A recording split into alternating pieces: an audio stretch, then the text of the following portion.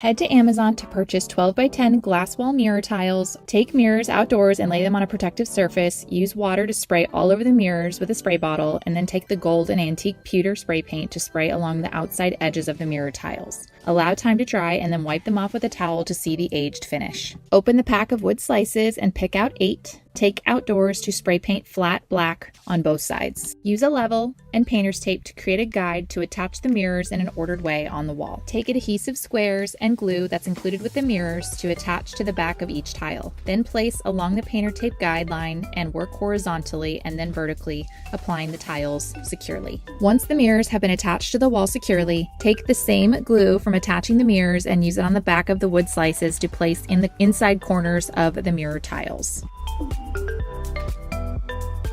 I went to Home Depot and grabbed a piece of regular plywood. I also grabbed two 2x8s to use as a cross brace on the back of the plywood to give it some stability, and use contractor screws to screw it in place. I then began cutting my lattice strips to size. Once all the pieces were cut, I began securing them into place with 1-inch brad nails. I used the mirrors as spacers to make sure not only were my boards straight, but they were also the perfect width across. Using a 3/4 by 8 piece of lattice strip, I then secured it to the sides to create a frame. Once my lattice frame was complete, I then began cutting 18 individual horizontal pieces.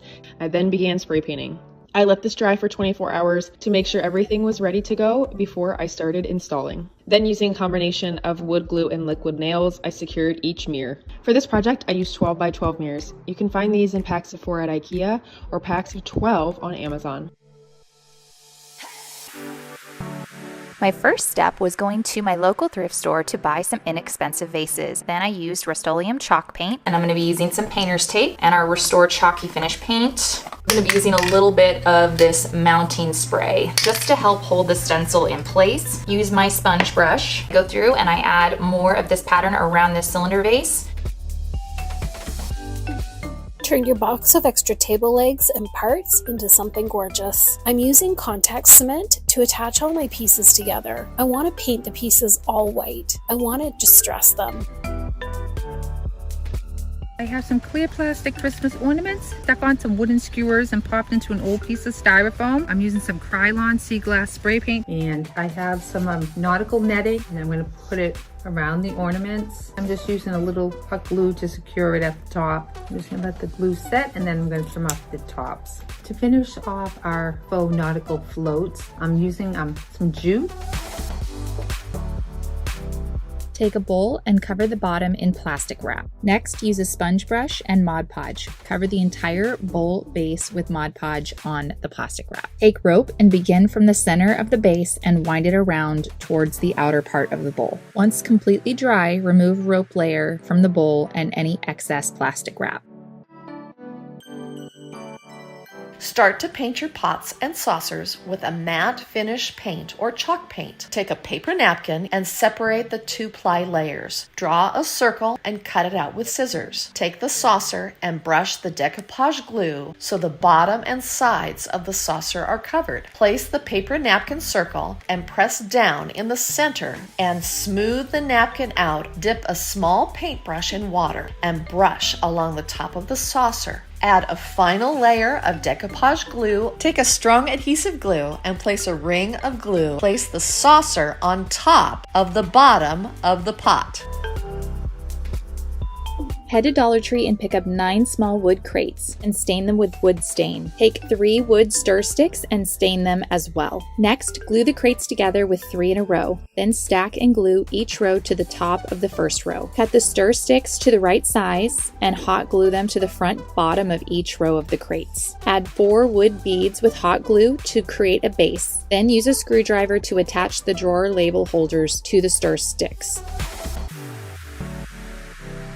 First, we're going to repurpose a 1-gallon glass pickle jar, and then we have some decorative nautical rope. I'm measuring out vertical strips. Now, once I get all of my strips cut, I'm going to start using my glue gun to attach them on the side of the jar. And all I'm doing is I'm evenly spacing these out, and then I'll go in the middle of those sections and put a piece of rope, and then I'll do that, continue on until all 8. And I'm just going to start somewhere and kind of glue in a few places as I'm wrapping around, and then I'll glue the other 2, and it end up being a stack of 3. I grabbed some mirror paint and thrifted light fixtures. I added a splash of vinegar to a spray bottle with water and lightly sprayed the inside of the glass light fixture. Next, I sprayed the mirror paint on the inside and drained the extra water and paint out. I sprayed the light fixture base black. Once dry, I painted antique gold rub and buff on it, leaving some of the black showing. Once dry, I added battery fairy lights. First, we're going to spray paint. I'm using Rust-Oleum Satin Heirloom White and Rust-Oleum Stone. We're going to take some painter's tape. You kind of want to rough tear one edge of it. We're going to put this along the bottom. I'm using a craft paint and I'm just using brushed gold. You kind of want to make it look like the paint is kind of tearing and you can see underneath it. The next time you are at a thrift store, pick up some inexpensive wicker baskets. Dip the paintbrush in the paint and then pounce. Take the brush and lightly brush the paint onto the basket in the main direction of the basket weave. Take a wicker basket with a very light finish. Spray paint the basket in light layers with an oil-rubbed bronze color. Let the basket dry completely, paint in light layers. You will notice that the paint dries very fast between layers because there is actually very little paint used. I grabbed a scrap 4x4 from my wood pile and gave it a rough sand on all sides and edges. I evenly spaced out 18 marks, alternating on either side so the marks were staggered. I used a 3/4 inch drill bit to drill holes in each mark. I put painter's tape on the drill bit to know how far to drill for each hole, and sanded the edges of the holes, and then applied pre-stain conditioner. I used a lone sock to apply a dark brown stain of a color I had pre-mixed. While that was drying, I grabbed some white tapered candles and let them soak in very warm water but not boiling. After 5 to 10 minutes, I used a rolling pin to roll out the middle, and then I gently twisted the candle. So first thing you need to do is find some frames that you like, and you're going to take the glass out. We're going to spray the white vinegar on one side. Grab this really cool stuff by Rust-Oleum and go over top. By using your paper towel and dabbing, it's going to create a design. Spray an even coat of the black paint. We're going to put our glass back into the frames. The first step is just to make sure this is really clean. To start with, I want to use some gold leaf adhesive. I am just going to let this sit for about 20 minutes. Now we're going to get out the gold leaf sheets. Now you want to use a tweezer and a dry paintbrush with this. As I'm going along, I'm going to use the paintbrush and it's going to pull away any of the excess. And then we're ready to move on to the next step. Now we're going to add some paint, but we're going to paint the inside of this vase.